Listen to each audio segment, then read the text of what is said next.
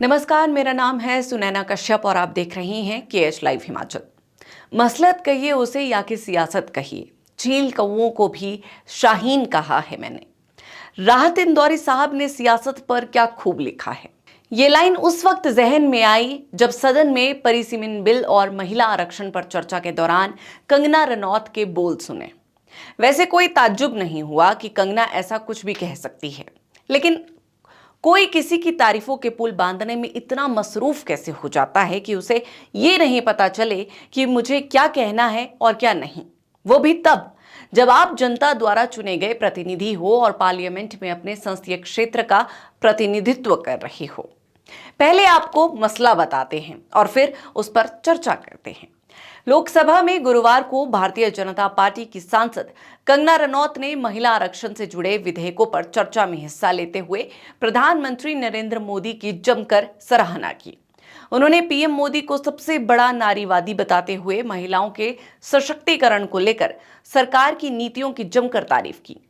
कंगना रनौत ने बॉलीवुड की मशहूर फिल्म दिलवाले दुल्हनिया ले जाएंगे के मशहूर डायलॉग का जिक्र करते हुए कहा कि सरकार ने देश की बेटियों और महिलाओं से कहा है, सारे पिंजरे टूट गए, सारी दीवारें टूट गई, जा जिले अपनी जिंदगी। कंगना ने कांग्रेस पर निशाना साधते हुए कहा कि विपक्षी दल ने अपने शासनकाल में महिला आरक्षण जैसे मुद्दों को लंबे समय तक लटकाए रखा। हिमाचल प्रदेश के मंडी से सांसद कंगना ने कहा कि प्रधानमंत्री मोदी महिलाओं को न्याय दिलाने के लिए तेजी से काम कर रही हैं और जो 60 सालों में नहीं हुआ वो उन्होंने 10 सालों में कर दिखाया। कंगना ने कांग्रेस नेता प्रियंका गांधी पर भी निशाना साधा और कहा कि प्रधानमंत्री मोदी के कार्यकाल में लोकतंत्र खतरे में नहीं है। कंगना ने कहा कि भारत में राजनीति को छोड़कर अन्य क्षेत्रों में महिलाएं पीछे नहीं हैं, लेकिन राजनीति में उनकी भागीदारी कम है। उदाहरण देते हुए कंगना ने बताया कि हिमाचल प्रदेश में 68 सीटों में से केवल 1 महिला विधायक है, जबकि अन्य राज्यों में भी करीब 8 से 9% ही महिला विधायक है। इसके अलावा भी कंगना ने प्रधानमंत्री की तारीफों में कसीदे पढ़े, जिनका जिक्र करना फिलहाल हम जरूरी नहीं समझते। जरूरी है कंगना के बोल। पहली बात, कंगना कह रही है कि राजनीति में महिलाओं की भागीदारी कम है और हिमाचल प्रदेश की 68 सीटों में से केवल 1 ही महिला विधायक है। लेकिन ये जो राजनीति का एक क्षेत्र है, वही एकमात्र ऐसा क्षेत्र है अध्यक्ष महोदय जी, जहां पर हमारा देश पूरे विश्व के साथ कदम से कदम मिलाकर नहीं चल पा रहा है। मैं हिमाचल प्रदेश का उदाहरण देती हूँ। हमारे पास 68 MLAs हैं, लेकिन सिर्फ 1 महिला MLA है, सिर्फ 1। लेकिन बाकी देश भी इसी तरह की जो है, चाहे 8%, 9% का वुमेन इंक्लूजन, अरे मेरे को प्लीज वुमेन्स बिल पे बोलने दीजिए ना। तो अभी पूरे देश की जो असेंबली का है यही रेट चल रहा है और ये जो दर है, इसकी जो औसताना दर है वो 9% to 8% है। कांग्रेस के पेट में जब भी कुछ अच्छा होने लगता है तो चूहे इनके दौड़ने लगते हैं और वैसे ही चूहे दौड़ने शुरू हो गए हैं। अभी प्रियंका गांधी जी कह रही है कि संविधान ही बदल देंगे, यहाँ पे जो है डेमोक्रेसी ही खत्म कर देंगे। कुछ भी करने को जाते हैं तो डेमोक्रेसी खत्म कर देंगे।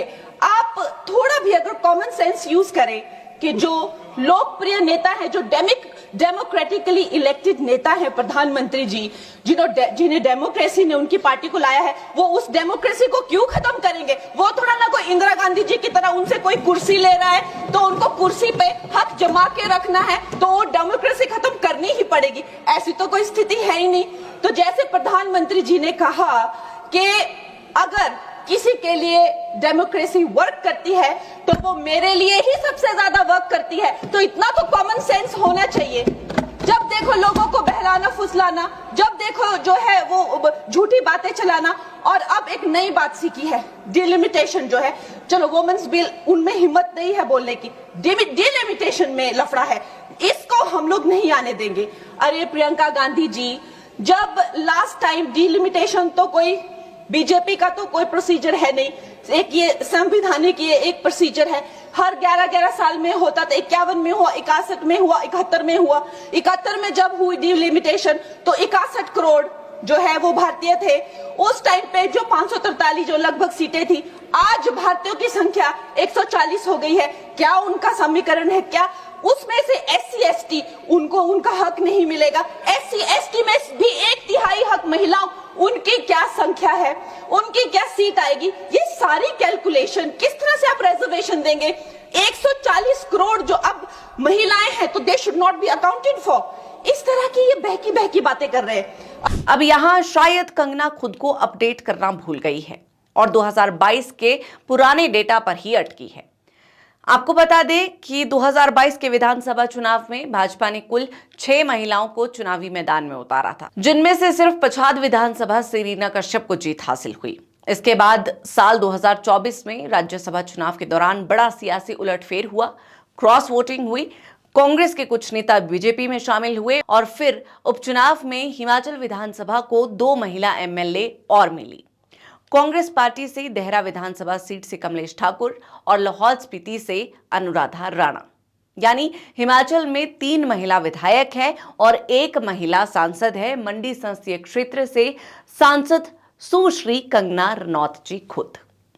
आपको बता दें कि हिमाचल प्रदेश में भारतीय जनता पार्टी ने खुद अब तक किसी महिला को प्रदेश अध्यक्ष नहीं बनाया है। पार्टी के 46 वर्षों के इतिहास में अध्यक्ष पद की जिम्मेदारी हमेशा पुरुष नेताओं को ही मिली है।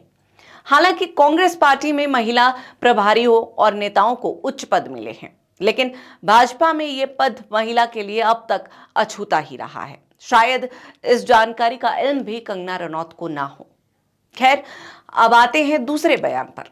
तो कंगना अपने बॉलीवुड अंदाज में कहती है कि जाओ बेटियों जी लो अपनी जिंदगी, सारे पिंजरे टूट गए, सारी दीवारें टूट गई हैं। बेटियों को जहर देके मार दिया गया, चाहे हम हर एक महिला के दिल में एक दर्द है अध्यक्ष महोदय। और आज प्रधानमंत्री जी नरेंद्र मोदी जी के नेतृत्व में जो NDA की सरकार ने किया है, मुझे हमारी एक बहुत ही चर्चित फिल्म है फिल्म इंडस्ट्री की, दिलवाले दुल्हनिया ले जाएंगे, उसमें एक डायलॉग है कि जा सिमरन तू जी ले अपनी जिंदगी। तो आज हमारी सरकार ने इस भारतवर्ष की बेटियों को कहा है, महिलाओं को कहा है, सारे पिंजरे टूट गए हैं, सारी दीवारें टूट गई है, जाओ बेटियों तुम जी लो अपनी जिंदगी। हम महिलाओं के लिए ये बहुत बड़ी बात है। मैं सारी महिलाओं को, यहाँ बैठी हुई सारी मेरी बहनों को बहुत बहुत बधाई देती हूँ। अध्यक्ष महोदय, कंगना ने PM मोदी को सबसे बड़ा नारीवादी तक बता दिया। कंगना कहती है कि जितना सुरक्षित महिलाएं आज के समय में खुद को महसूस करती है, उतना पहले कभी नहीं किया। जिंदगी जीने और सुरक्षा की बात तो उन बेटियों से पूछी जानी चाहिए जो इस वक्त सरकाघाट की सड़कों पर अपनी सुरक्षा के लिए नारे लगा रही है। आप में से शायद ही कोई ऐसा होगा जिसे हाल में हुए सरकाघाट मामले का पता ना हो। 19 साल की बेटी का सर धड़ से अलग कर दिया गया। दिन दिहाड़े ये वारदात पेश आई। वो बेटी पढ़ने के लिए घर से कॉलेज के लिए निकली थी और रास्ते में एक दरिंदे ने उस पर बेरहमी से हमला किया। और ये कोई पहली बार नहीं हुआ है, चाहे कांग्रेस की सरकार हो या भाजपा की, ऐसे मामले निरंतर सामने आते रहे हैं। मंडी संसदीय क्षेत्र के सरकाघाट में जो हृदय विदारक घटना हुई, वो किसी भी सभ्य समाज के लिए कलंक है। जब उसी क्षेत्र की सांसद पिंजरे टूटने और जी लो अपनी जिंदगी जैसे फिल्मी डायलॉग बोलती है, तो वो उन परिजनों के घावों पर नमक छिड़कने जैसा लगता है जिन्होंने अपनी बेटियों को खोया। संसद में सिर्फ प्रशंसा के पुल बांधना आसान है, लेकिन ग्राउंड जीरो पर सुरक्षा सुनिश्चित करना और पीड़ित परिवारों के साथ खड़ा होना ही वास्तविक नारीवाद है। सांसद के रूप में कंगना रनौत का सदन में अपनी पार्टी और प्रधानमंत्री की सराहना करना उनकी राजनीतिक निष्ठा का हिस्सा हो सकता है। महिला आरक्षण बिल जैसे ऐतिहासिक विषय पर चर्चा के दौरान सरकार की उपलब्धियां गिनाना स्वाभाविक है, लेकिन जब ये सराहना तथ्यात्मक त्रुटियों जैसे कि विधायकों की संख्या और क्षेत्रीय संवेदनशीलता जैसे कि सरकाघाट मामला इन कीमत पर होती है, तो जनप्रतिनिधि की गंभीरता पर सवाल उठना लाजमी हो जाता है। कंगना रनौत का सदन में दिया गया भाषण ऐसा लगता है जैसे किसी फिल्म का क्लाइमेक्स सीन हो, जहां सब कुछ अच्छा दिखाया जाता है। लेकिन हकीकत यह है कि राजनीति में ग्लैमर और गंभीरता के बीच एक बहुत बारीक रेखा होती है। जब एक प्रतिनिधि तथ्यों की गलतियां करता है तो वो केवल अपनी जानकारी नहीं बल्कि अपने पूरे संसदीय क्षेत्र की साख दांव पर लगा देता है। अंततः ये कहना गलत नहीं होगा कि आजकल नेताओं में एक होड़ लगी है ये दिखाने की कि कौन नेतृत्व का सबसे बड़ा वफादार है। कंगना रनौत को यह समझना होगा कि मंडी ने उन्हें सांसद बनाया है, प्रशंसक तो वो पहले से ही थी। जरूरी है कि वो अभिनय छोड़कर असलियत का सामना करें। अब इस पर आप सभी की क्या राय है ये हमें कमेंट सेक्शन में जरूर बताएं। हमारे चैनल को सब्सक्राइब जरूर करें और इस वीडियो को लाइक शेयर करना ना भूलें।